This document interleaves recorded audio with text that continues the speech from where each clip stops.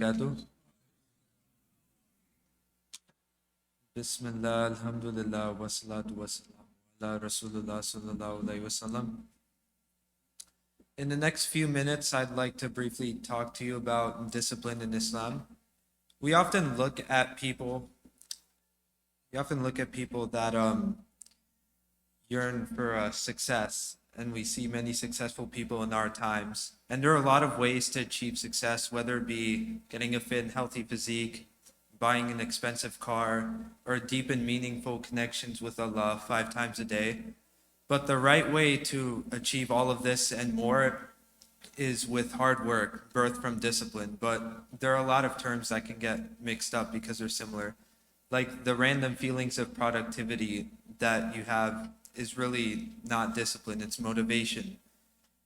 When you are motivated, you are inclined to do something in the moment. So I can be motivated to work out in a moment, but it's not discipline unless I'm doing it regardless of my desires. Willpower is kind of the opposite because it's the resistance to falling into bad things.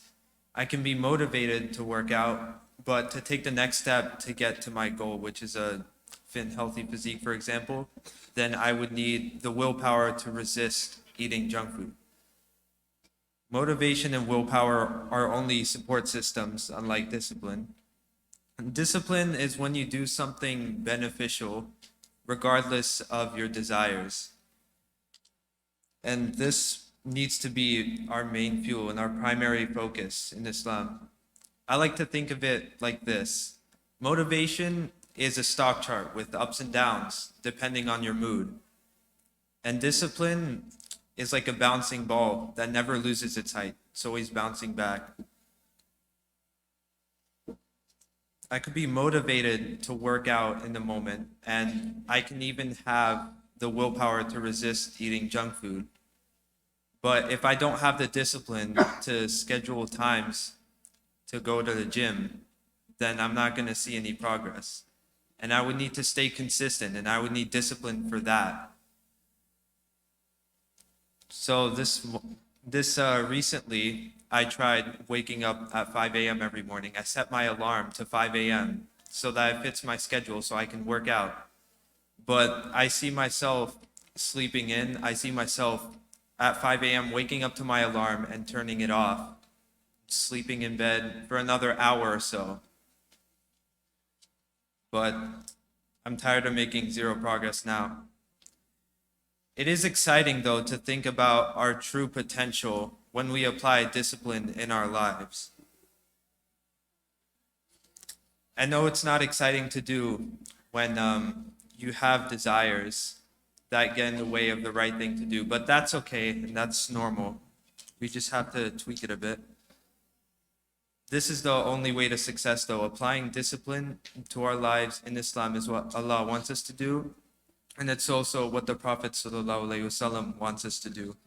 As he said, paradise is surrounded by hardships, and hellfire is surrounded by temptations. But of course, that doesn't mean you have to immediately start suffering through all of your duties. It's important to progressively overload over time and start healthy new habits. For example, if you want to create a habit of reading the Quran every day, and you don't read the Quran at all, then you start small. You start on reading the Quran sometimes with quality. And then once you get the quality, you focus on consistency. And over time, you increase the volume. And you can use this formula for any good deed that you would want to accomplish. To quote again the perfect Muslim, Prophet Muhammad sallallahu alaihi wasallam, the most beloved of deeds to Allah are those that are most consistent, even if it is small. And Ramadan right now is a perfect time to start.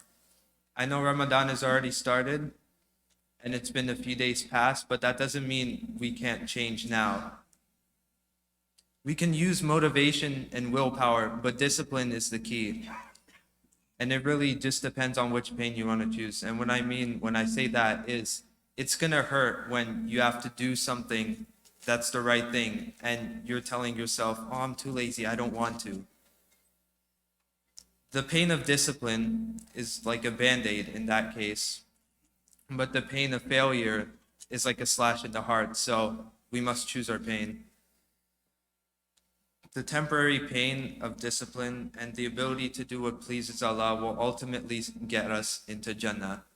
So I encourage us all to be reminded of our journey and to start small, but to start now. Thank you. Jazakallah khair.